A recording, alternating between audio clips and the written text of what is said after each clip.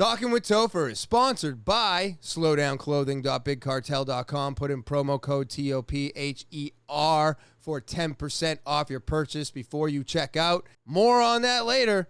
Let's get into episode 142.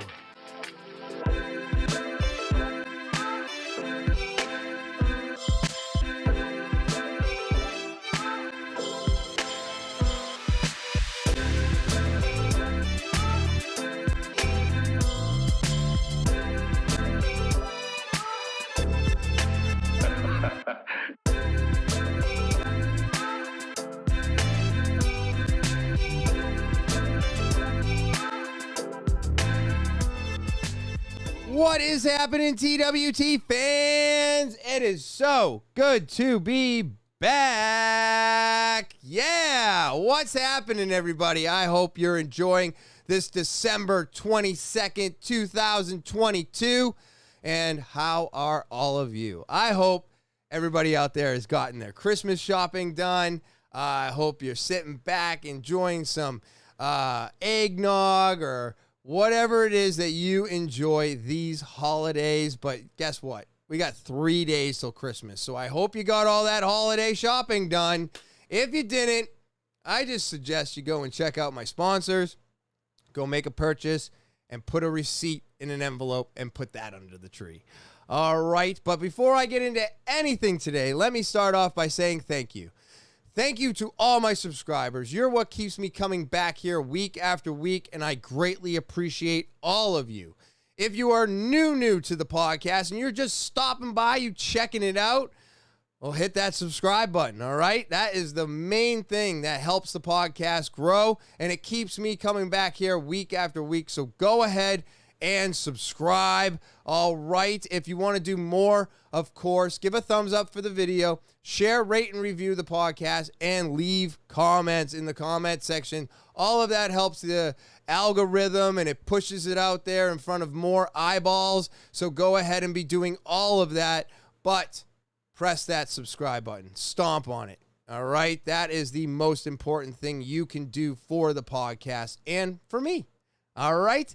If you want to get more involved with the podcast, Talkinwithtopher at gmail.com. That's talkinwithtopher at gmail.com. Go ahead. And if you want to tell your story, maybe you want some advice, or maybe you want to be a guest on the podcast, go ahead and send that over to talkinwithtopher at gmail.com, the official email of the podcast. And it can be a video, audio, or typed out. All right? talkinwithtopher at gmail.com. Go ahead and send your emails. And then, of course, I'm on social media: Instagram, Twitter, Snapchat, TikTok, and Facebook. Again, Instagram, Twitter, Snapchat, TikTok, and Facebook. I'm on there every week, almost all week, trying to do something extra for all of you in between each podcast. All right, so go ahead and do that. I always appreciate the follow.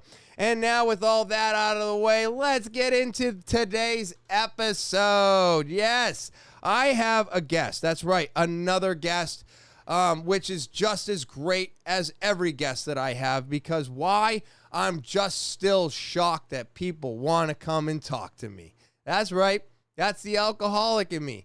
That's the negative Nancy in my brain.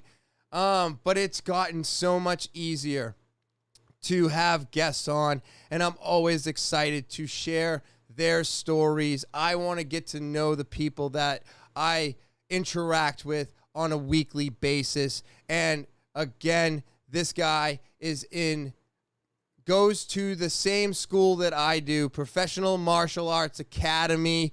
I know a lot of people that I'm having on the podcast are coming from there right now, but these are the people that inspire me the most. They have gone through tremendous ups and downs, and they're coming out on the other side, and they are pushing themselves on a daily basis. So I just want to shout out that everybody that I have on the podcast is just absolutely amazing, and I thank all of you for coming on the podcast. This has been a journey.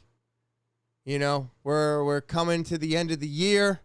I've had to put a lot of work into everything that I'm doing right now. A little bit of the fourth wall torn down. It is November. it's 72 degrees out. So during this podcast, it's a little bit hot up here, and I had to turn on the fan. So the audio, not the best, but I did what I could. I'm preparing. Actually, by this time, you see it, because I've already mentioned that I got a new position at Rap City. I will have been there for 21 days, and hopefully by now I've figured out my schedule and how to fit in the podcast again. That way, come January, we're rocking and rolling again. All right? So, a little bit of that fourth wall torn down. Very excited to share this with all of you. And instead of me rambling on and on and on and on like I always do, let's get into today's podcast. Talking with Michael Firth. All right, everybody. I've got a great guest in studio today. I'm super pumped to have you obviously in studio. Oh, thank you so much for coming. It has been just amazing to have so many people actually want to come on. Absolutely. So this has been a real great experience for me in general. But so excited, like I said, to have you in studio, TwT Studios today. Michael Firth. Magilla. We know each other from Professional Martial Arts Academy. It seems like almost all my guests right now are coming from there, which is amazing because you're all great people to work with. Absolutely. And it's just like I told Professor Tim when he was on, and Bill and everything, it's like it's like an extended family. Absolutely. And it's some of the best people I know are from there. It's just amazing, and all of you have been so supportive in what I'm doing, and I just want to show my support towards all of you to have you on, because what a lot of people have lost these days is the simple fact that, like, we're all human, we're all going through a crazy time, and every single one of us has had an issue or a problem in our lives where we actually thought it was the end of days, but then we get through that end of days and we try to turn that around. And I find that to be such a strong, important story that's kind of lost, because like seasonal amnesia, where people can't remember last winter to this winter, I feel like the same is lost when we go through a tough struggle and we come out on the other side, and then we have good times, but the good times allow us to forget about the struggle that we just went through to get there. And then we get hit again and we think it's the end of the world again. So I'm just excited to have you in studio. I wanted to, build a little rapport with you. So tell me, how did you get that nickname? Oh, well, Magilla came around when I was in the Fire Academy. First week in the Fire Academy, they were teaching us how to, with two hands, grab the pack and throw it around your shoulders, so you could just put it on quickly like that. Just grab it with two hands and throw it. And I was like, oh, man, I bet I could do this with one hand. And I just grabbed it and kind of chucked it around. And one of the instructors goes, Jesus, Magilla, relax over there. And everybody started laughing. And it was, from then on, it was just kind of stuck. And then Professor Tim, heard that that was my nickname from my kid, and he just started bringing it up again and again and again, and then before you know it, everybody was calling me that. No kidding. So, yeah. So is that because the way you were throwing that item up on your shoulder, it was like it was nothing to you, pretty much? Pretty much. I mean, it's a pretty heavy pack. It's probably 40 or 50 pounds. But, oh, okay. Yeah. Magilla Gorilla was a cartoon back in the 70s. It was it was? Yeah. Yeah. Gorilla. Yeah. God, I don't remember that one. Yeah, it was a gorilla for sale in the little pet store. Really? A little tiny little redhead girl was always trying to buy him, but she didn't have any money. No, I do not remember that. A couple of years before. It was I barely remember it when I was a kid. I was going to say, yeah, I must have just missed that one. Huh. No kidding. Yeah. But so you've been at Professional Martial Arts Academy 9 years now. 9 years for you? Okay, so I'm beginning of the month. I started my 9th year in like June. Okay, that's what okay, all right. So you're about a year and a couple months ahead of me, because I'm about to January. I'll be starting my 8th year there. Okay. Yep. Yeah. All right. And that's basically where we know each other from. Yeah, absolutely. But you have gone through something extremely okay, so let me rephrase myself here. I'm gonna try to fix this in edit, but probably not.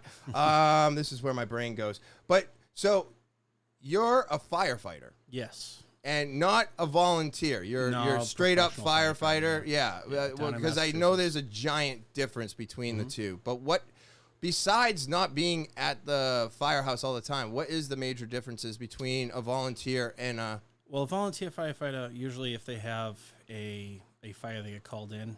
And, by that time, a lot of times the fires, fully engulf the house by the time they get there. So they're just saving the foundation.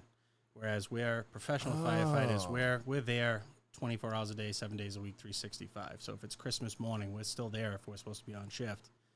And we're there. We try to get there and put the fire out before you lose your entire house. So no kidding. It's yeah. I mean, I don't think that there should be volunteer. I think it should all be, full-time firefighters. Now, is that because you think it's dangerous?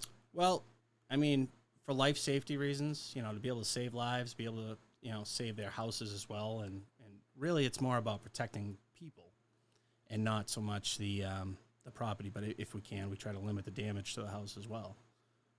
But when you have volunteer, if there's somebody hanging out of a second-story window and it takes them 20 minutes to get there, whereas if you have a full-time fire department, we're going to be there, maybe in 3 minutes, 5 minutes, depending on where it is.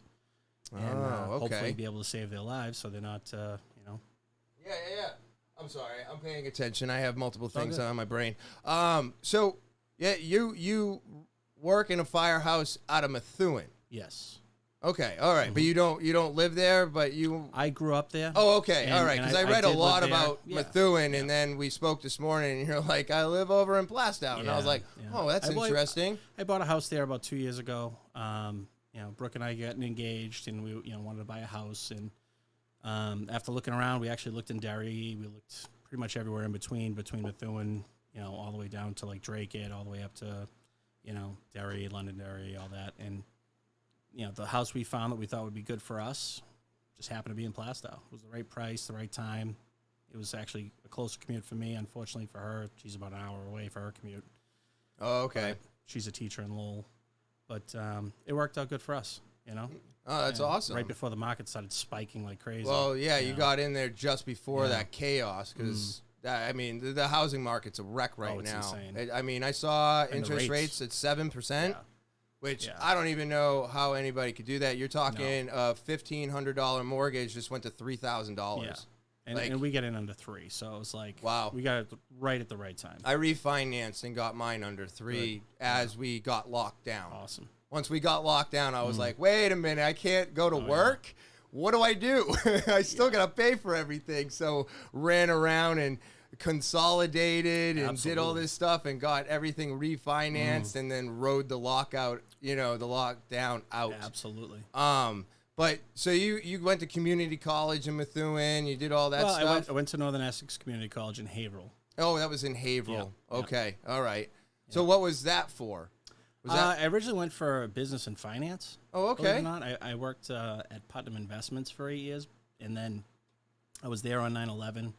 Oh. Saw all that stuff happen, and I kind of reevaluated my life at that point and decided, I want to do something different, something that meant something to the world, Wow. So after that is when you decided to become a firefighter? Yeah, I went and took the test a year later, and then I had to wait a couple of years to be able to get on. But, it's something, when I was a kid, I always wanted to, either be a firefighter or, when I was a little kid, maybe Spider-Man. But it wasn't obviously going to happen. You can't be Spider-Man? I guess not. Damn it. No radioactive spiders keep around. Keep but, trying. I always wanted to be, a police officer or a firefighter when I was a kid. And, I kind of reevaluated things, and I heard the test was coming out, and I said, you know what? I'm going to try to do that. Try to, my son was like 7 years old then, I think. No, actually, he was younger. But, when I finally get on, when I get on, I think he was 4 or 5. But I wanted to set a good example for him and show him that money's not everything. When I was in finance, I was, looking to, get towards a position where I could be a fund manager at some point. Those guys are making millions of dollars and stuff. Right. but it's not worth it. That's like stock exchange stuff, stuff like that, Wall Street. Well, investments, Investments, yeah. I mean, they make hand over fist money, easy. The problem I learned when I was there was that people would screw over their own grandmother for another 3%. Right. And I just don't have that in me. It's just not who I am. Okay. So I didn't have that killer instinct, to go for that. Despite my resting murder face that I have. My wife likes to tell me that all the time. She's like, resting she's murder like, face? I like that. When I first met my wife like 12 years ago, she was like, I always thought you were just so angry. Yeah. And when I first met my wife, it was in our pool league, and I used to shoot pool on Monday nights all the time, and that's how I met my wife. And she's like, yeah, I always just thought you were so angry back then. And it was like, well, I just gotten divorced. I was working like 100 hours a week, and I also have some tissue damage here. I hit with a ice ball when I was a kid. My tooth went through my lip, so I don't feel anything from like here to here. Oh, for real? It went numb? Yeah, so she likes to call it my scowly face. Oh. So I have people ask me all the time, they're like, why are you so angry? And I'd be like, what are you talking about? But you can't feel what's going on there. So because of that, you have a little bit of a disconnect from what face you're making, per se. Yeah. And wow. For some reason, everybody thinks I'm angry all the time. And I'm like, I'm probably the most even keel guy you could meet. I do have to say, when I first met you, you seemed pretty angry. But as the years have gone on, I've understood you're not an angry person. It's just, everybody's kind of, it's just my face, right? It's just my face. Who I am. Can't help it.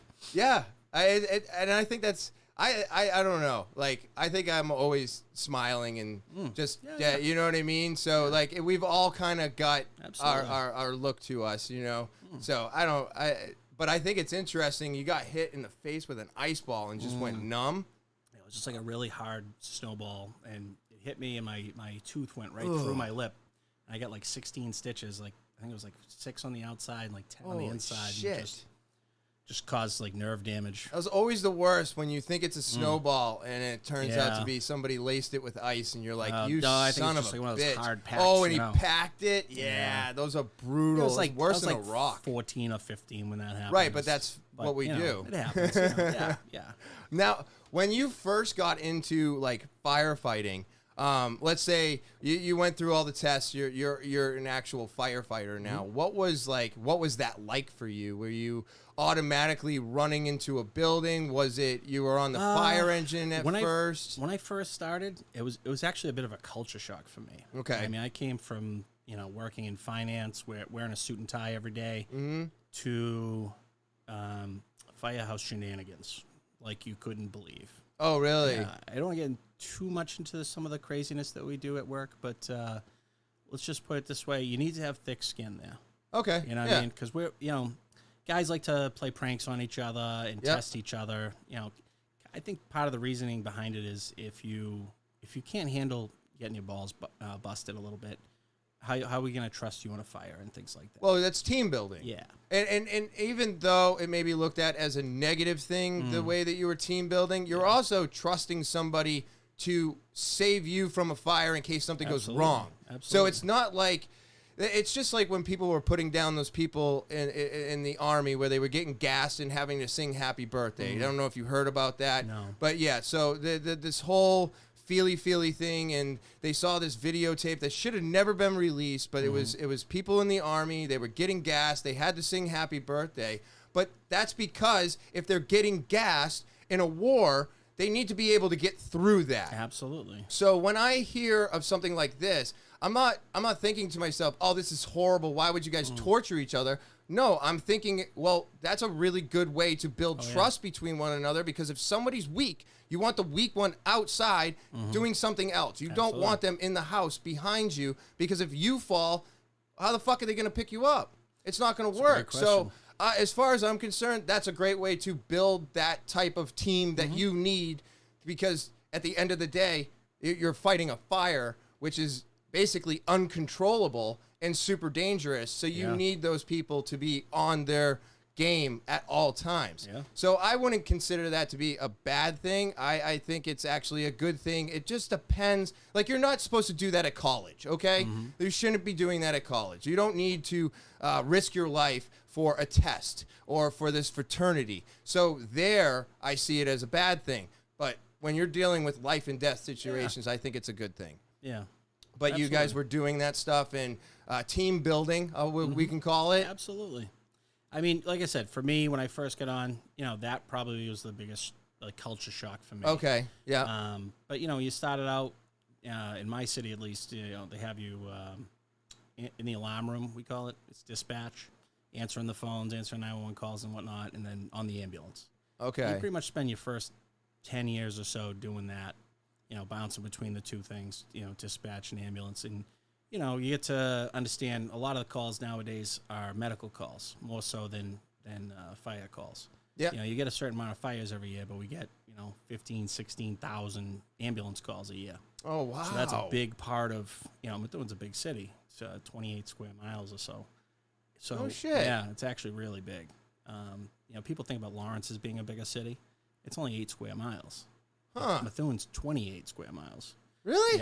Yeah, but there's a lot more people in Lawrence. Yeah, So I was going to say, yeah. Yeah, so Population's bigger. it's much bigger. So what do you mean by, like, these ambulance calls? Like, if somebody ODs and an ambulance has to show up, Yep. you guys are there? Everything from, I scratched a pimple on my face and it won't stop bleeding to, I haven't pooped in 2 days, or, there's a car accident. So or every there's- time an ambulance goes out, a fire... Well, we have, we run 3 ambulances out of our city. Oh, you have ambulances. Yeah. Okay. So when you're one of the junior guys, you end up on either in dispatch or on the ambulance and stuff and doing that stuff.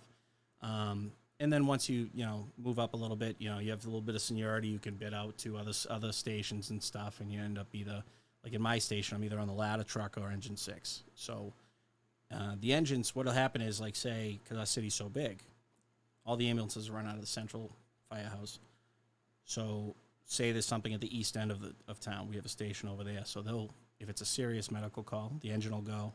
They'll try to get the vitals and triage the person until the ambulance gets there to take them to the hospital. Oh. So that's kind of how that works, so that they can be there faster, and then the ambulance comes and gets them, brings them to the hospital. Now, if you have your own ambulances, which must say fire on them, right? Because they're your fire ambulance.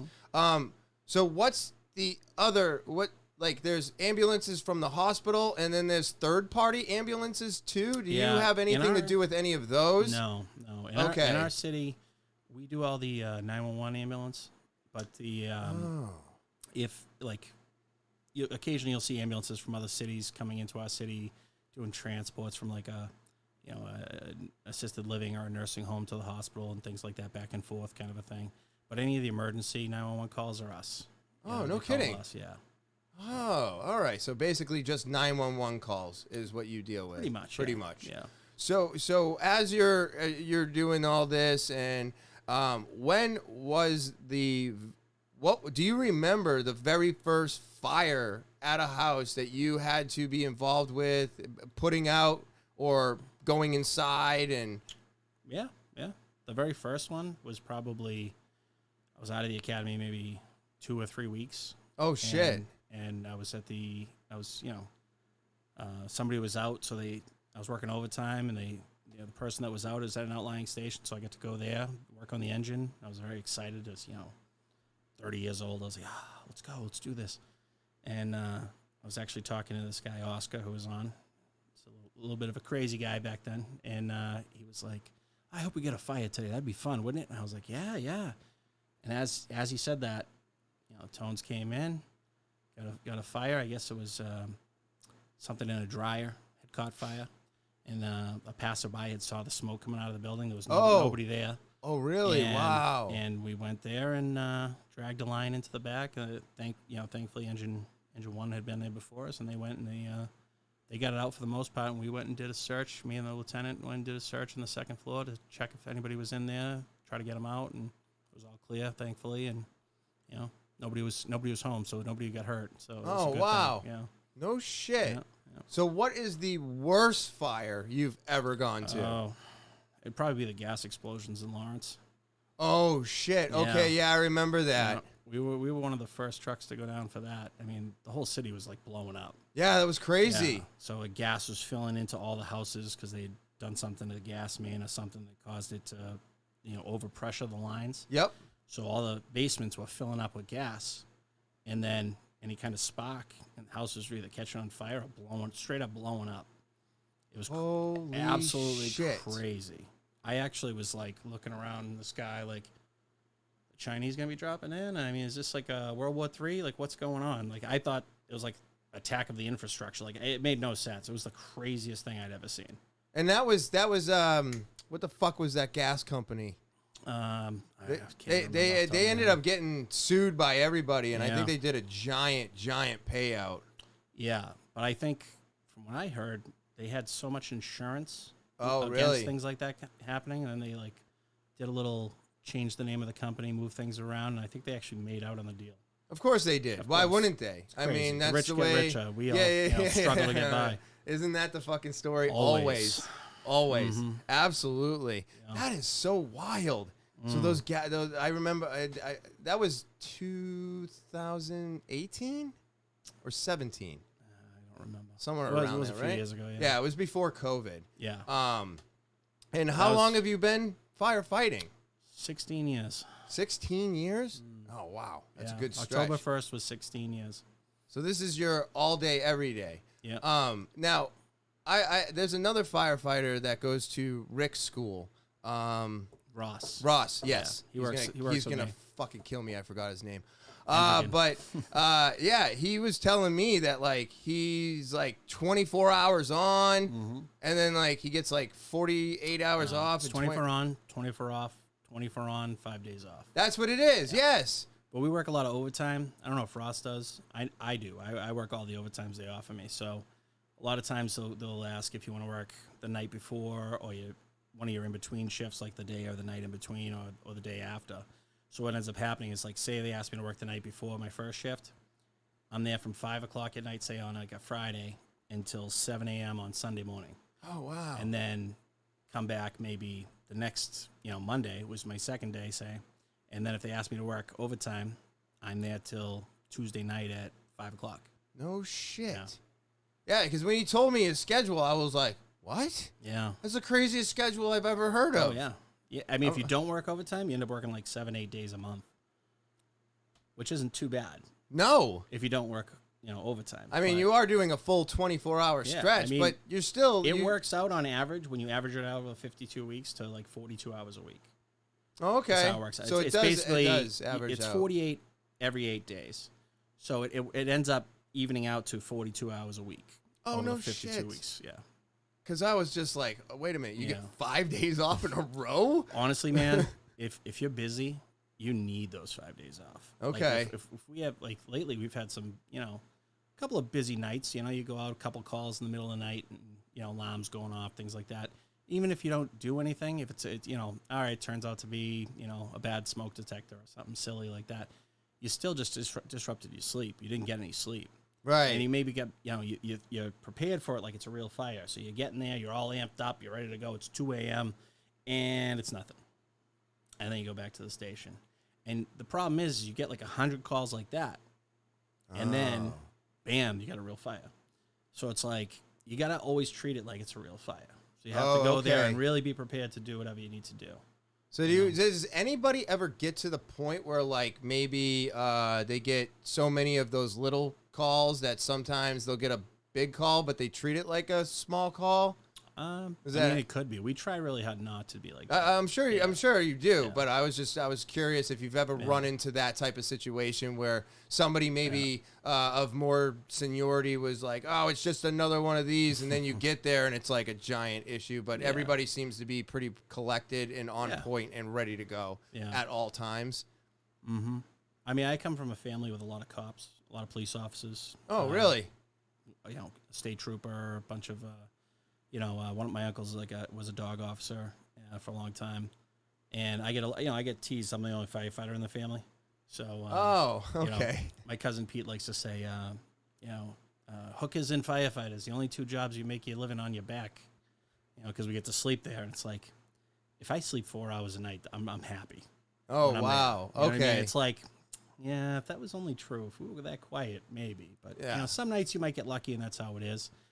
Not too often, though. Yeah, but the other thing is too is that like I believe that would be like trying to fall asleep in anywhere that's not your own bed. It's like kind of weird. Yeah. Right? You kind of it takes a little bit, maybe a little bit longer to fall asleep, a little bit longer to get comfortable. Yeah. So like even though you're used to being in the firehouse, You're never comfortable. You're never exactly. You're always like, because you have to like try to mentally be prepared to go out for anything. Yeah. You know, and it's not like we just go for just our fires. If Haverhill has a fire, if Lawrence has a fire, if North Andover, Drakeit, Pelham, Salem, any of them have a fire, you're there. Chances are they're calling us for mutual aid to come and help them out. Oh, okay. Because So- that was my next question is like, what is the actual difference between 1, 2, 3, 4 alarms? Like I've heard the phrase before, and people say that multiple fire stations get called, but what is the actual difference between the alarms? So it really kind of depends on the city, but like say Haverhill goes to a second alarm. It means they got to work in fire. They need some assistance. A lot of times what they'll do is at a second alarm, they'll call in Methuen, and I think 2 other towns, maybe Salem for their ladder, and one other town, their pump as well. And we'll go usually to the station, the Water Street station, for coverage in case, you know, God forbid, any other calls come in while they're fighting their fire.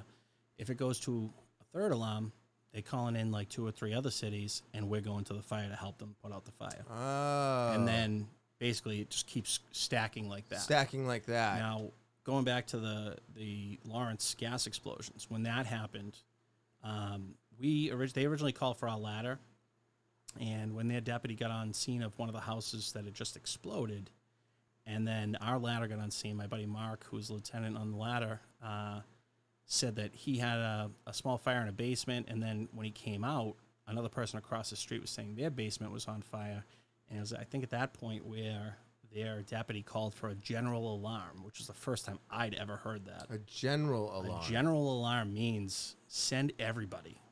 Oh. Send everybody you can. I mean, we had trucks from Boston there, from Quincy, from Maine. From Maine? Everywhere. Manchester. Whoa. Yeah, you know Craig, the firefighter, Manchester firefighter? They sent a truck down to Methuen covering our city. Oh, we were in Lawrence. From Manchester? Yeah. No shit. Manchester was covering Methuen while we were in there fighting with everybody else from Lawrence. It was absolutely insane day. Oh, We were down there for 5 hours just doing whatever we could, turning off gas at houses, you know. I was driving the truck, so, you know, the 2 guys that were on with me were going in and putting fires out, and it was crazy. It was probably one of the craziest days of my life. But so and that lasted quite a while though, didn't it? Yeah, we were down in Lawrence, my truck, for a little over 5 hours, 5 or 6 hours.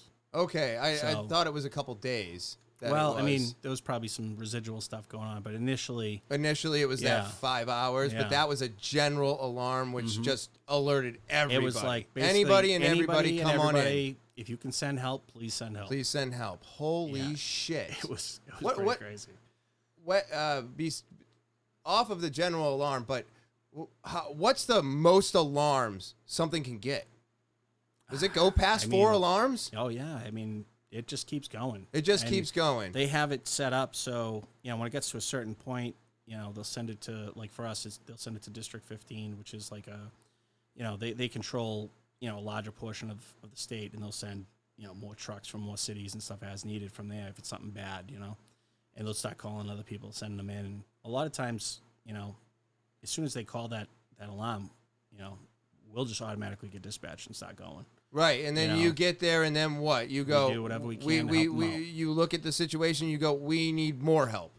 Well, And so, do you the turn? deputy that's in charge of that Oh, shift, okay. or like in this situation, I believe their chief got on scene pretty quick too. You know, once he found out what was going on, and you know, then I think So he they usually make takes that command decision, yeah. and they go, "All right, this is a 4 alarm. This is this Yeah. alarm. This is this alarm," and you can have like 10 alarms, or It's crazy. Yeah. But if you got so much going on in a big area, that's why it became a general alarm, because Yeah. it was just so spread out. Well, I mean, they had stuff blowing up in North Andover and Andover at the same Right. time, because that's how bad this whole situation was. It's like, it was crazy. Wow. Yeah. Wow, I've always wondered. About that stuff. I was just so curious. Wow, thank you. Yeah. I appreciate that because I was like, what's the difference between all these alarms? I don't understand how any of this works. So 16 years firefighting, and then recently, pretty recently, but are you still recovering today from the COVID? Yeah, I can say that. I got pretty sick last year. I got COVID with pneumonia pretty bad, and I was at home, felt like crap for probably 5-6 days. Went to the walk-in, got tested positive for that.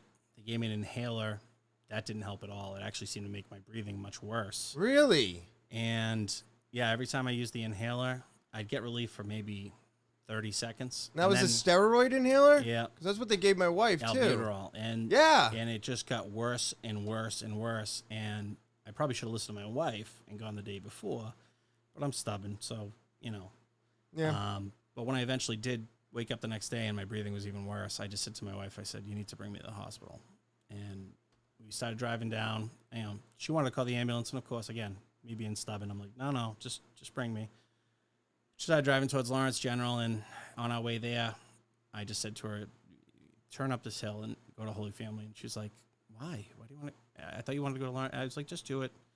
I didn't want to scare her and tell her I didn't think I was going to make it to Lawrence General. But when I walked into the ER and they took my vitals, I told the lady, I said, I feel like I'm having a panic attack or something. And she goes, you're not having a panic attack.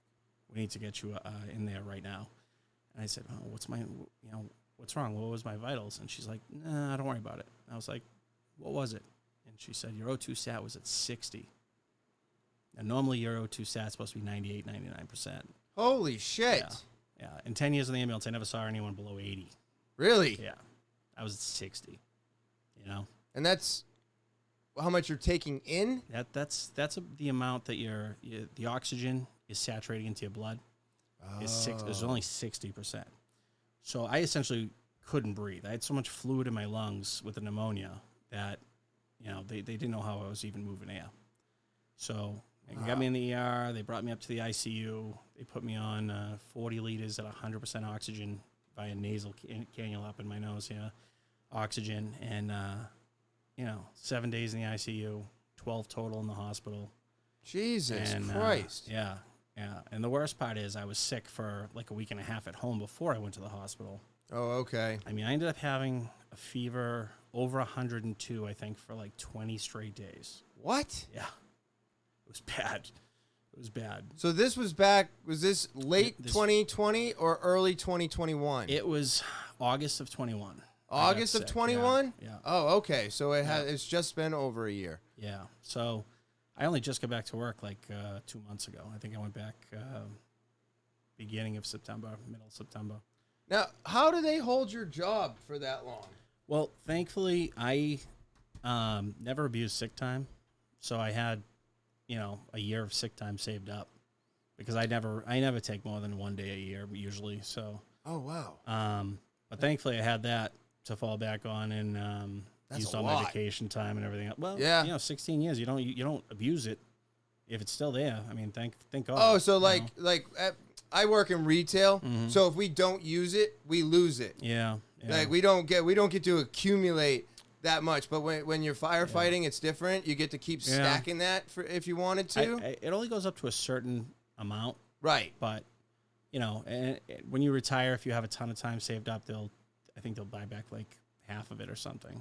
Okay, which is nice, a nice little bump at the end when you retire. But I went through all my stuff, all my time and everything, and thankfully because I hadn't abused it, the union pitched in and gave me a little extra time to. Okay, so heal. you guys are union too? Oh yeah. Oh wow! Yeah. No kidding. Yeah. Oh, that's great. Yeah. So when this is all happening and you're getting sick, August of 2021, obviously vaccines are being pushed on us. Everybody should be getting vaccinated. It's going to help you. It's going to keep you out of the hospital. Are you vaxxed or unvaxxed? I didn't get the vaccine at that point because I have a lot of, like we were talking about earlier, I have a lot of allergy issues and things. Oh, okay. The And propylene glycol. You allergic to it? I'm allergic to a lot of stuff. Mm-hmm. And at that point, I was advised by my doctor to hold off on getting it right away. Good. And it turns out I found out after the fact. I mean, I knew I had a tooth that needed to get pulled back in April of 2020. Okay. But that's when they were shutting everything down. Yep. And my dentist probably canceled 4 times over the next year. And I had an abscess tooth. And my body was fighting that abscess tooth. Which weakened your immune system. Weakened my immune system. So when I got the COVID, it hit me so much harder. Because your body's trying to deal with this. Yep. And it couldn't protect you from anything else. Unfortunately, yeah. Which is the way our bodies work. Mm-hmm. Yeah. Holy shit. So when I get out of there, I get home, and thankfully my chief, lent us some oxygen bottles and stuff, so I could get out of the hospital a little sooner because I was going crazy sitting in there. And I believe that. Yeah. And thank God for my wife. I'll tell you, I only got married a few months before. I got married in April of last year, and with all my dietary issues and stuff, they couldn't feed me. Like, I was begging them to just in the morning, I was like, could you just bring me 6 hard-boiled eggs? Right? Because, I asked them for something else and they messed it up every time. So my wife was cooking for me for lunch and dinner and bringing it to me every single day. And at first they were like, oh, you can't come into the ICU. And she was like, you guys aren't feeding my husband. I'm bringing him food. Oh, good. And she was like, I will fight them if they don't let me in. I don't care. She was amazing. Absolutely amazing. I mean, the whole thing is just so annoying because we all know that everything that they were implementing and trying to protect us was the wrong thing to do. Oh, so bad. And I speak mostly about my my anger towards getting vaccinated personally. I wish I never did. Glad I never did. I'm happy for anybody who hasn't. I've got a bunch of friends that didn't and everything else. Yep. And I was working in retail and they were like, if you do this, you can take the mask off. And then I did it and they were like, put it back on. Yep. And that's when I threw my hands up and I just said, I'm done with all of this. Nope. But so I don't know if it would have been any better for you if you had gotten it anyways, so. because with your allergies, depending on what you're specifically allergic to in the vaccine, which most people are, is that glycol that's in it is what most people are highly allergic to. I think that was what my doctor was the most worried about. That's usually the main concern. And it's just you're probably better off now. It's you went through a lot. It was a very hard road for you. It hit you really hard. But I think you're in a better position than I am. Because even though I got 2 shots of Moderna and nothing else, I still haven't caught it. But who knows what's going to happen if I do? You know what I mean? It's funny. When I first got into the ICU, the doctor came in and he's like, we're going to take good care of you. I understand you're a firefighter. I said, yeah. He says, where? I said, in this town. And he's like, oh, okay. Yeah, we're going to try some meds and stuff. The oxygen seems to be helping a little bit. My O2 sat at that point was back up into the mid 80s. Okay. And he's like, but you're a firefighter, so you must be vaccinated, right? And I was like, actually, no, I haven't gotten the vaccine yet. And instantly his entire demeanor changed. And really? He said to me, I'm going to have to intubate you. And I looked at him and I said, no, you're not. And he said, what do you mean, no, I'm not? I said, over my dead body. You're not intubating me. Like on a breathing machine? Yeah, he wanted to put a tube down my throat to breathe for me. And I'll tell you this, everyone I know that got intubated, died. That I personally know, died. My aunt actually died the second day I was in the hospital. She had gone in a week before me. Oh, Jesus. And, she was more a family friend. She was one of my mother's best friends. I hadn't seen her in probably a year or two, but it's like she went in a week before I went in, and she died the second day I was in the hospital. Yeah, but because she was intubated. Right, because we learned at the very beginning of this, everybody that we were putting on a ventilator ended up dying because the body gives up. Well, that's the thing. I mean, when you get put on a ventilator for, more than, say, 3 to 5 days, your body's basically being told, we don't need to breathe anymore. This thing's breathing for us. So getting you back off of that, from my understanding, from a lot of the medical people I know, before COVID, you don't hear it as much now, but before pre-COVID, everybody would say, if you're intubated for more than, say, 3 to 5 days, your chances of coming off of it are maybe 15, 20%. Yeah. That means that, I don't know, 85%, you're going to die. It's literally So a last resort. I said to myself, I will go to the hospital, but 100% you're not intubating me. Wow. Because I'll take my chance. If I die, I die. But I'd rather take that maybe 50-50 chance versus a 15% chance of coming off of it. And when I told the guy, no, you're not intubating me, he asked me, he goes, is your wife your healthcare proxy? And I said, yeah, why? Why? He turns around, walks out, and calls my wife. What? And says to her, calls her up, and I'm texting her right away, like, you tell this guy no. And he says to her, you know, I need to intubate your husband. I need your permission to do so. And she goes, did he just tell you no? And he goes, well, yeah, but we really need to do it. And she said, if he told you no, the answer is no. And the guy just was like, ah.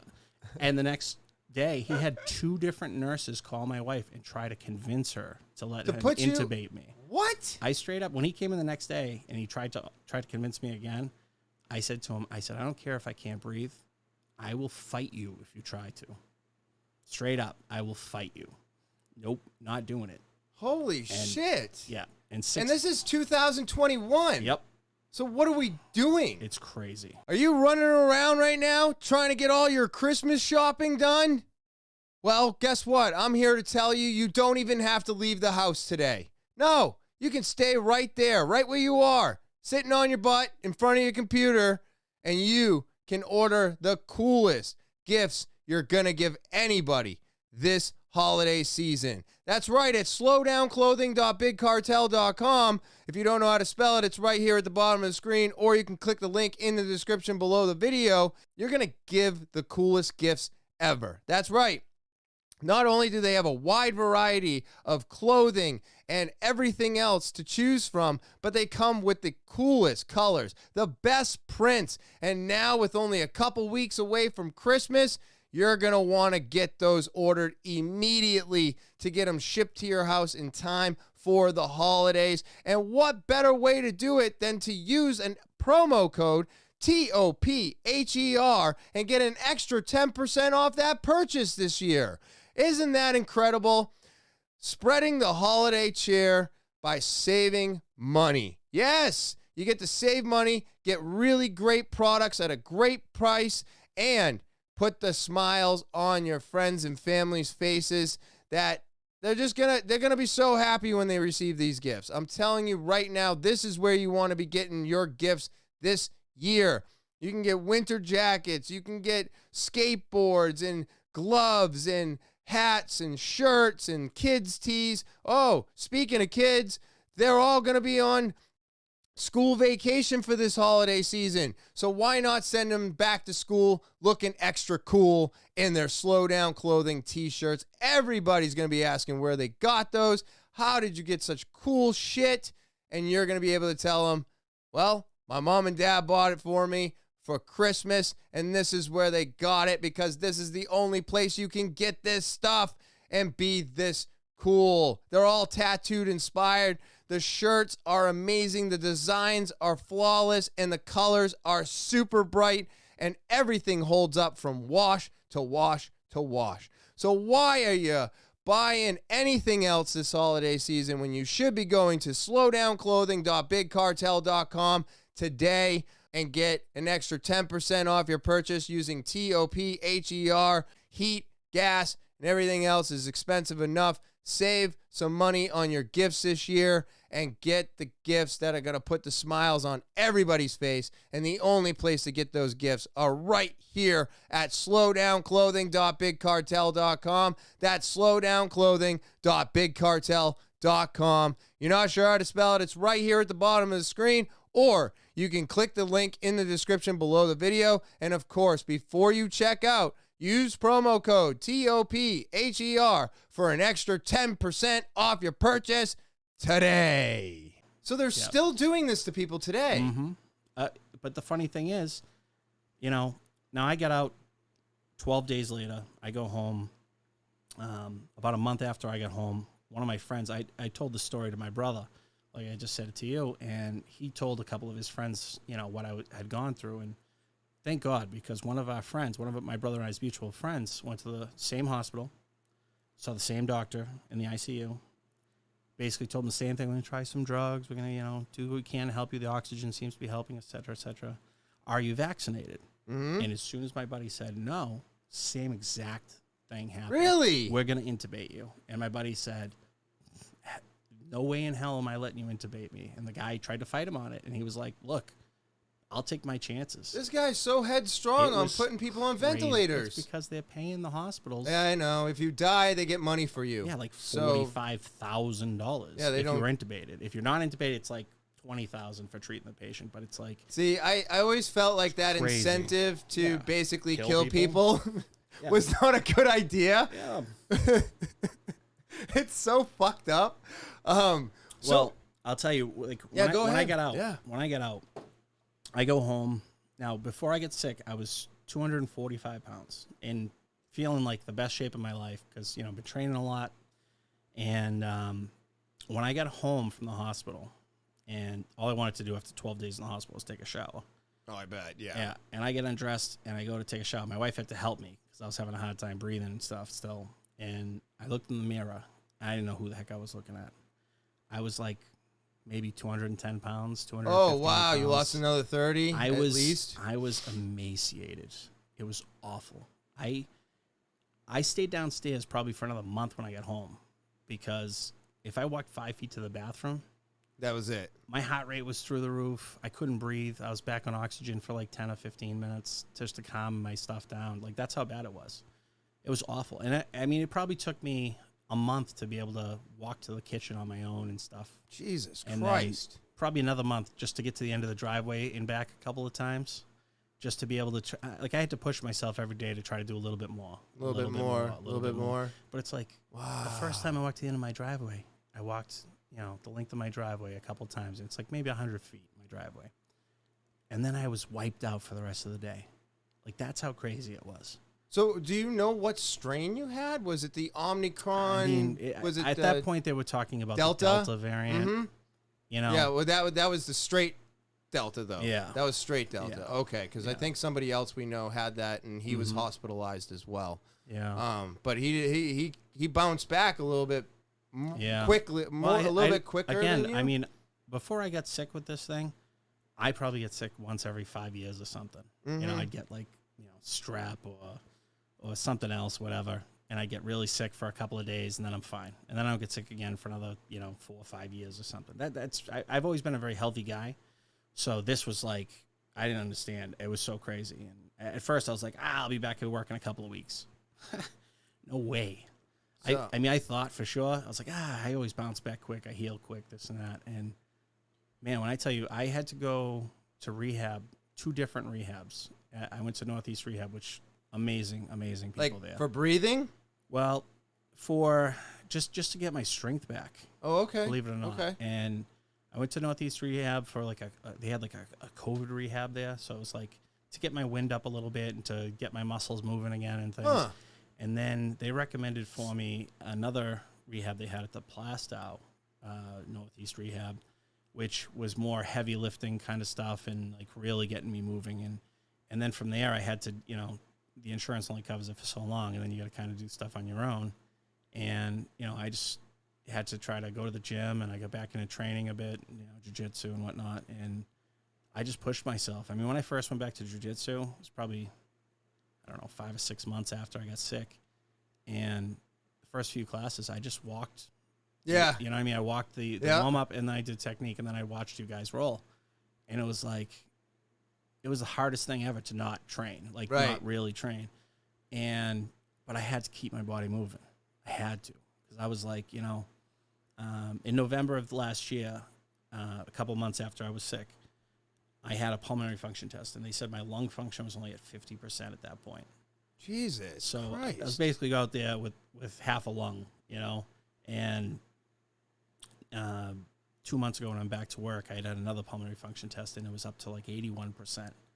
And my pulmonary doctor told me that of all his patients who are as sick as me, the average patient only got about 10% better. he said he didn't see anyone that had my kind of an increase in lung function. He said, whatever the hell you're doing, keep doing it. And I told him, I said, I went back to, when I first saw him, I said, I just got back to jiu-jitsu. And I said, I'm just doing what I can. And I'm monitoring my vitals in between and stuff and just trying to do whatever I can. And he's like, yeah, as long as your, heart rate doesn't get beyond this point, and as long as you're feeling okay, do whatever you can. Keep pushing yourself. Get that cardio. You got to get the lungs moving and breathing and stuff. And the problem is with the pneumonia, I was so full of fluid. Yeah, it's brutal. I have scar tissue all through my lungs. Oh, shit. So, he told me with the way that I bounced back, he said a lot of it's probably because I was an athlete beforehand, that hopefully I'll make a full recovery like within the next year or so. So it's still so taking you still time. have a chance to get back up to 100? Oh, yeah. No shit. That's why I keep pushing myself, man. But you're at like 85 right now? Somewhere around there. Somewhere around there? Yeah. That's still giant compared to that 50. Dude, I'm telling you, it's like, I have times where I'm like, oh, man, and it's killer. I went on a call the other night and just walking around in the store, the alarm's going off, and just walking around with my gear on and carrying a tool for like 45 minutes trying and you to figure get that little reminder and that I was like, oof, I feel a little old now. People that never really usually think that I'm as old as I am, which is right. Funny No, part, yeah. I thought you were my age or a little bit younger. Yeah. I did. And, I kind of feel my age now. It's kind of a little... Yeah, don't you hate not a big saying fan that? of that, No, unfortunately. no, I'm not either. No, but, the hope is that I get back to where I was. And I feel so much better than I did. And I thank God for, getting me through it. It's just, when I was in there, I was like, God, don't do this to my wife. That's such a brutal road to come back from. Yeah. And that could have completely ended everything. That was on the verge of everything ending for you. And First you day or still two I was in managed there. to come back from that. That's pretty incredible. I was worried I was going to die. I don't think you'll ever forget that experience, even with the good ones coming. You know what I mean? I think that's one that will stick with you. You know what I mean? Yeah. Like whenever I've had like a bad experience and I thought it was the end of the world, it's like all the good stuff that happens after that. I'm like, oh, I forgot about that. But that's something you'll probably never let go of, huh? It's, it's not something you can forget. It's, No. But I had a great example growing up. My dad has been through some crazy stuff in his life. When he was 12 years old, he woke up one morning and he couldn't feel his legs. And holy shit. By the end of the first day, he was paralyzed from the neck down. What? Yeah. He was 12 years old. He's paralyzed from the neck down. Nobody knew what the hell caused it. And eventually this doctor flew in from Germany because he had discovered this rare blood disease in this small part of Germany where only like 50 people had ever gotten this weird disease or blood disorder. It's a kind of purpura. Ooh. And my father got this exact same disease, and he was at the time the only person in the United States to ever get it. And they all predicted that he'd be dead by 16, right? He'd never walk again, nothing. And magically, like a year and a half later, one morning he woke up and he had pins and needles in his legs and his feet. What? And and within like a week, he started being able to move like his toes and stuff and being able to move again. And they had to get him into rehab, and he had to learn how to walk again, how to use his hands again, everything. He had to learn how to do everything all over again. You know what I mean? Yeah. And like, it probably took him another year or two to be able to really do everything. But it's everything had to atrophy. Oh yeah. But then they told him, you probably still won't live to be 18. My dad's 73 now. Holy shit. Right? And he just, the guy's gotten the last rites like 4 times in his life. You know what I mean? That's how many times they thought he was going to die. How did he, if 50 people in Germany had this. That's why the doctor came here. He had no idea but how he doesn't know how, he never went to Germany. He never was over in that area. He just was somebody in America that caught it. I think it must have had something to do with, my dad grew up on a farm. Okay. And my grandfather owned a turkey farm in Chelmsford. And you think it had to when my dad was a little kid, he was in charge of, believe it or not, like 7 years old, was in charge of watching the workers kill the turkeys. Mm-hmm. Like they'd put the turkeys in these little things, and my dad would walk across with a knife at 7 years old, slitting all the throats of all the turkeys. And then they would go in and they would, rip it. So you see, like, covered in turkey blood and all this other stuff at 7 years old. I'm willing to bet that those people in Germany that got this, there's probably something to do with that. Oh, wow. Maybe some kind of poultry thing or something, but. Did they ever, they never narrowed it down to what No. excuse me, what it was? No. Wow. And then like 4 years ago, my dad had a really bad stroke. He had a bleed in his brain, and, they weren't able to go in and operate to close it up. Usually if you have a bleed in your brain, it's unlike a blockage. Like a blockage, they can push this medication through and hopefully clear the blockage, and you can actually be okay. Whereas a bleed, they have to be able to go in and cauterize it to stop the bleeding in your brain, or chances are 90% of the time you're dead. Right. Not for my father. Even though they couldn't go in and stop the bleeding, we were basically waiting around for him to die for like 2 weeks. And then it was like, he's still alive. What's going on? So they sent him to rehab. And they said, he'll never walk again. He'll never use his hand again. Best case scenario, maybe he can stand, turn, pivot, sit, and, wipe his own ass. That's like best case scenario. My dad, he don't give a shit. He's like, nope, watch this. Guy's walking with a walker, but he's walking with a one-handed walker. And he can do this to you. and hold his phone in his hand. And they said he would never be able to do even that. What? And he's happy as can be with that. You know what I mean? Like he worked so hard to get back. And 4 years later, he's still alive. Holy shit. So twice this poor guy has had to learn how to walk again, how to use his hands again, all kinds of stuff. Like, it's amazing. But they still can't determine what's causing this. No. Well, that was a stroke. That was a stroke, right. Yeah, that was still. Some crazy stuff. Jesus Christ, yeah. man. And he just keeps getting up and walking. He just, and honestly, all the crazy stuff I've seen in my life, I've always just I think about my dad as a kid and all that stuff. It's like, you know what, man? No matter how bad things are, stick one foot in front of the other and just keep moving. That's what I do because of my dad. The Absolutely. same, And every time I've had a hard time in the last, 8-9 years, struggling with different things, I got divorced 10 years ago. I was trying to raise 2 boys on my own and stuff. Jesus. And just struggling to get by and, paying off debt and everything from the divorce and all that stuff, working 1 million hours and at the same time trying to raise 2 kids by myself. No matter what it was, you just stick one foot in front of the other and just keep going. Just keep working, Holy shit. And I mean, the thing is, people don't know, what's going on with you.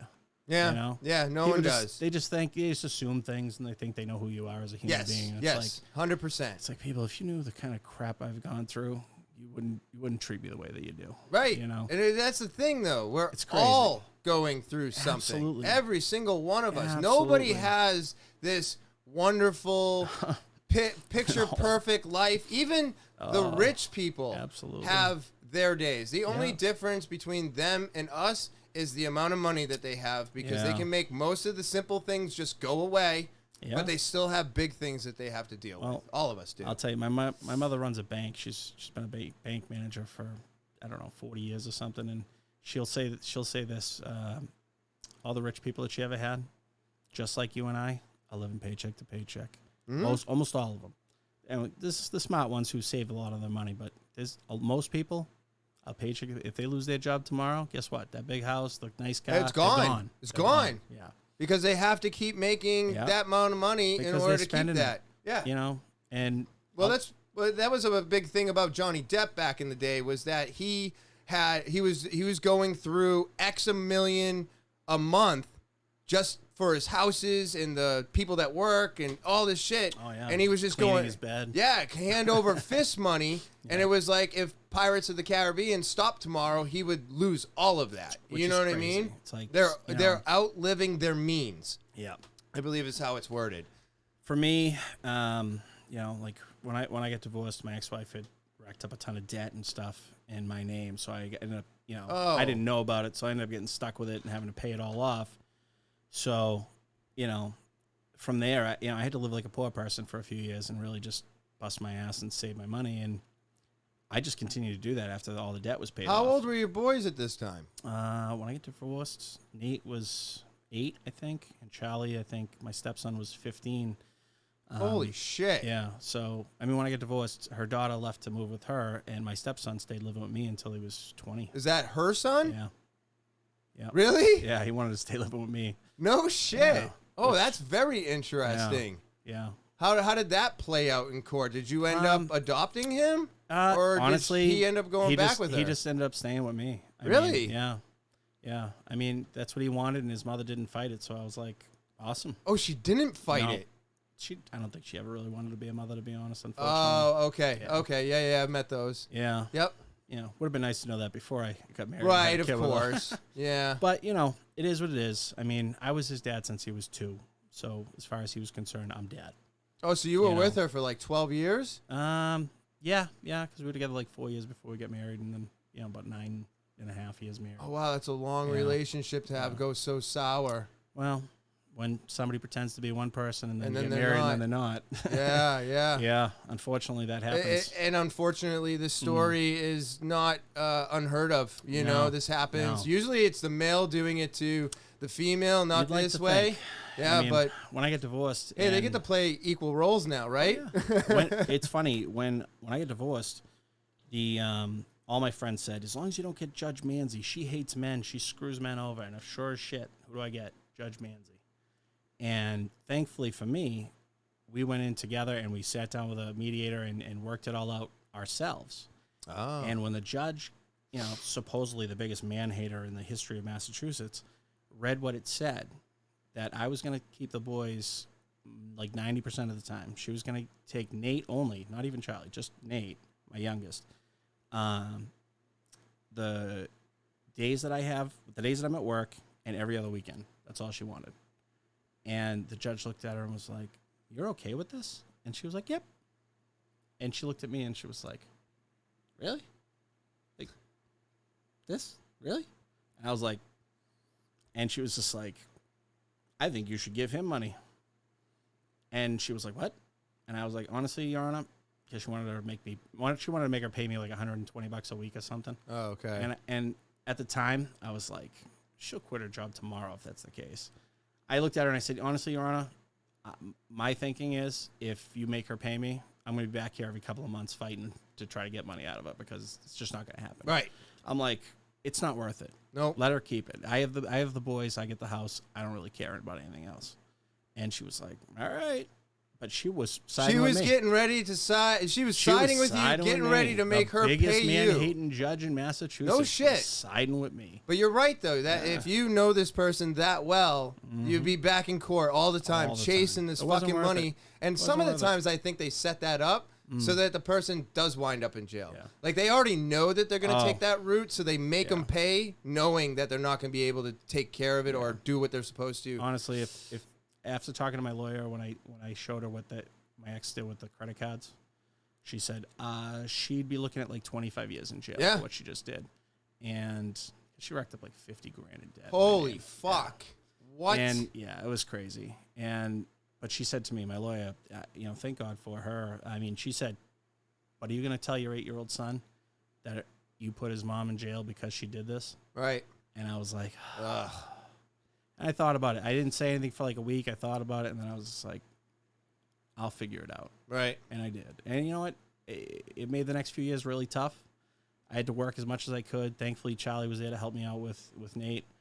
And I just struggled to get by. And the thing is, it taught me how to live within your means and really, you know, buckle down and save your money. And then once I was caught up, I still did that and just saved my money and was able to, you know, do more things. You know, a little time went by. I actually had some money, so I was able to start training jiu-jitsu and stuff. I took my son Nate to try a class. I actually wasn't even planning on trying a class myself. Oh, really? And no, I took my son because I wanted him to check it out. Yeah. And Shihan Laura says to me, "You know, do you want to try the adult class? It's right after the kids class." And my boys were both sitting there, and they go, "He ain't gonna do it." And I was like, "Really? Yeah, I'll try it." And I went, and I was having so much fun. I was like, holy God, why didn't I try this a long time ago? And my very first class, one of the guys I was training with, my first like open roll was with Dan. Okay. And Dan, who just got his black belt, amazing.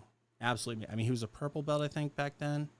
And he damn near choked the life out of me twice, both with a triangle. Just Yeah, because he's my size. He's like, I think he was 140 pounds. Yeah. And I was at the time, when I started jiu-jitsu, I was 293 pounds. Holy shit. And I mean, I was into powerlifting and stuff for a long time. And, you know, here I am, this monster, and this guy literally half my size damn near chokes the life out of me twice. And I'm saying to myself, man, if this guy can do this to me, I gotta learn this. This is like my dad used to say all the time when I was a kid. You know, someday you're gonna get the worst beat in your life by somebody smaller than you. And it took jiu-jitsu at 37 years old for that to happen. And I was just like blown away by it. And I was like, this is crazy. I have to learn how to do this. Because if this can happen, I mean, you have to learn it. It's like, it was the best thing I ever did. Best decision I made in my life. Yeah. You know, I signed up, my son and I honestly looked at how much it was, and I was like, I have no idea how I'm going to pay for this. Yeah. I don't care. But I have to. I will figure it out. Yeah, that's the same thing I do. And honestly, you know, and I went there right before, you know, Kevin, he who shall not be named, left with a bunch of students and, you know, lied about, you know, trying to say Tim was a bad guy and stuff, and took all the students and went down to Wyndham to start his little Henzo Gracie school. But I have to say, I'm so glad I didn't leave. Yeah. I had so many friends that did leave. Yep. And they were all telling me, oh, come down here. And I actually, like, you know, for a half second I thought about it, and I was like, you know, yeah, my friends did go there, but Tim's been so good to my kid. Mm-hmm. And he's been great to me. And I just trusted my gut. Like, because when I went down to their other school, my friend, I actually thought Tim was opening another school at first. I had no idea. So I went down there, and then I hear them all bashing Tim and Laura, and I say to myself, something doesn't add up. Yeah. You're super negative. They're the most positive people I know. Best decision I ever made was staying, because honestly, Tim and Laura are probably the best human beings I know. Hardest working, just, they're always there for you. Yep. 100%. Fantastic. You know? And I just to go off of that, and just from my own experiences, anybody who is bashing anybody else, yeah, I didn't need that negative energy in my life.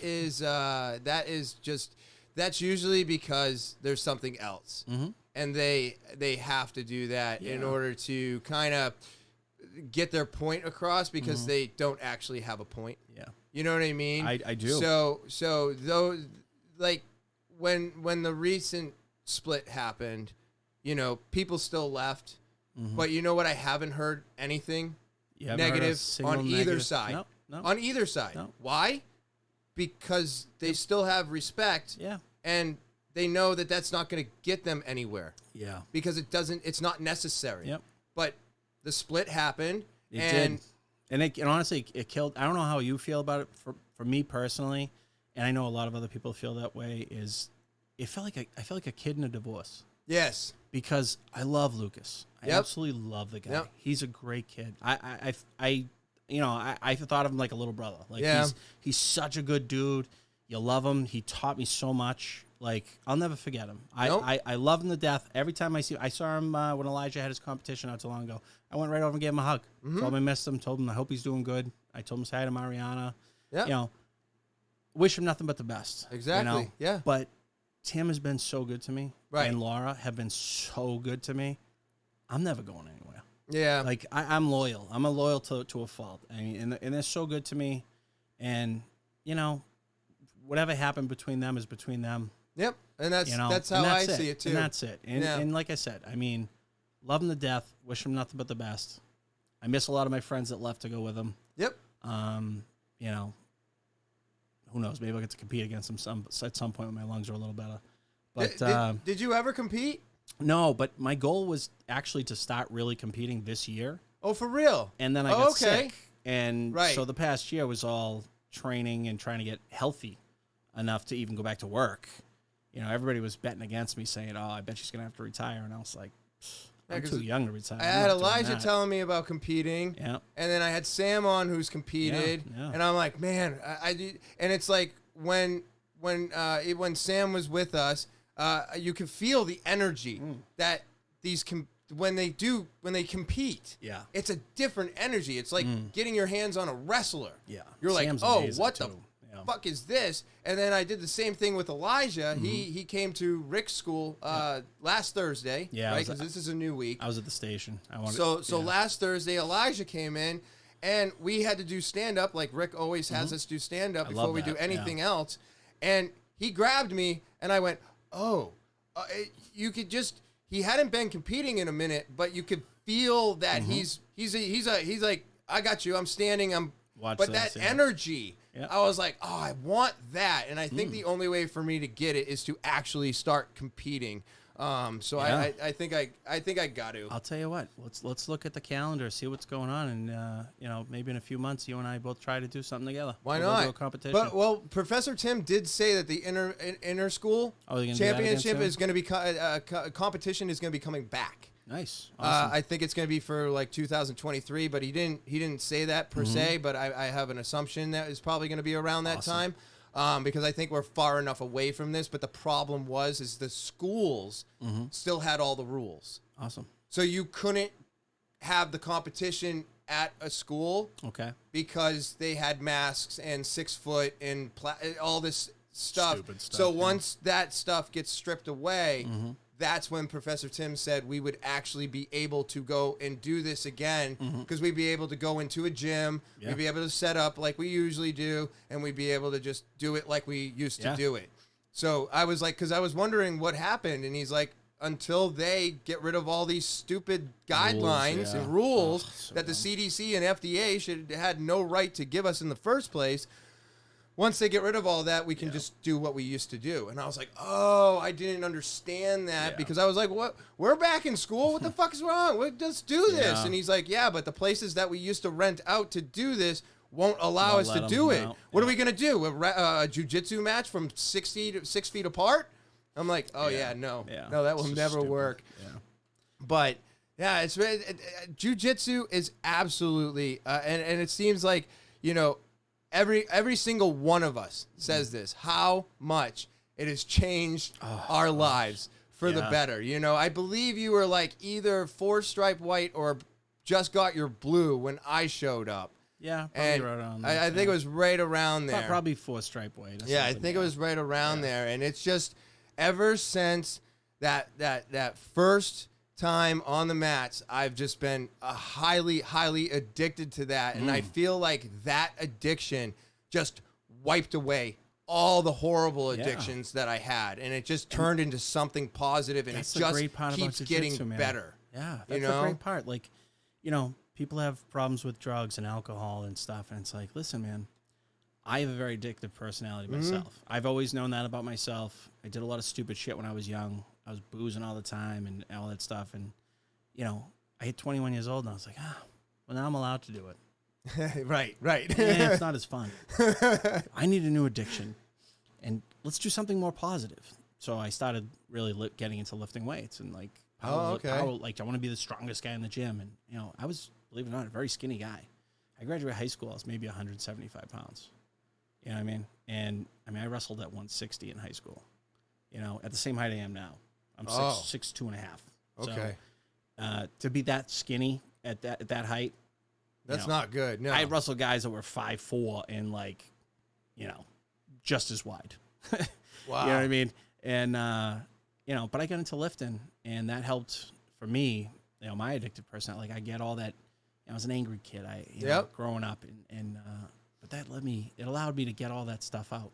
All that negative energy. I'd get it out at the gym in the morning. I'd go, I'd lift heavy, and I'd work out, and I'd feel good the rest of the day. Get those endorphins going. Yeah. And then I get into my mid-30s, and, trying to bench press 400 pounds and squatting 600-700 pounds is like, it's not good for your body when you get into your late 30s. Right, All my joints started hurting and things like that. And I was like, man, I got to do something different. And I was talking to my buddy Mike Fredericks, and he was like, hey, why don't you come try some jiu-jitsu, man? Come try a class. He's like, yeah, you know what? Actually, my buddy Dylan's fighting tonight. You want to come? I was like, yeah, sure. So went and saw Dylan fight, and that's the first time I met Tim and all those guys. Oh. And then a week later, Mike had talked me into it. I came and I tried a class, and I was addicted. Yeah. From the first day, I was like, this is awesome. Yeah, You know? it is. It's just, it's absolutely amazing. I recommend it for everybody. And I've said it 1,000 times on this podcast and to anybody I'm talking to about it. You don't have to join Professional Martial Arts Academy. Would I love everybody to join? 100% I would, but you should at least go check out the jiu-jitsu place closest to you and just try it. Try it out. Just try it out. It's funny. Ross was asking me if there was a good school to try karate for his kid. And he lives close to the Plastow, so I had suggested Rick's school to him and stuff. And I said to him, hey, you know, while you're down there, you might want to try a jiu-jitsu class. I bet you'd love it, you know? And I think he lost like 40 pounds. Yeah, know? He's lost a ton of weight, and he's a crusher. And he's addicted. Oh, he loves it. Dude, he's on his way to getting his purple belt. Yeah, he's a lifer, just like us. Yep. And I feel like that. If you get your blue and you make it to purple, I see you as a lifer. Oh yeah. If you get your blue and then you don't make it, well, that's okay. You have blue belt blues. It's all right. It's funny though. I mean, when you think about it, like they say, everybody who's ever tried jiu-jitsu, 10% of people that have ever tried make it to blue belt. Yep. And of that people that made it to blue belt, only 10% of them make it to purple belt. Yep. And then once you make it to purple, they say, you know, around 50% actually make it to black. And I think it's like, you know, you get to that point, you know, it's part of you. It's part of your life. Yeah. It's just, you're going to be there forever. You just love it. There's no getting if I get rid my of it. black belt tomorrow, I wouldn't train any less. Nope. Or, I mean, I love it. I just love being there because, like I said, some of the best people I know. Yeah. You know what I mean? Just so many great people. Like you get John, who's like 54 or something. Yes. He's there every day, crushing, doing, you know, Thai and jiu-jitsu. Guys opening the place, closing the place.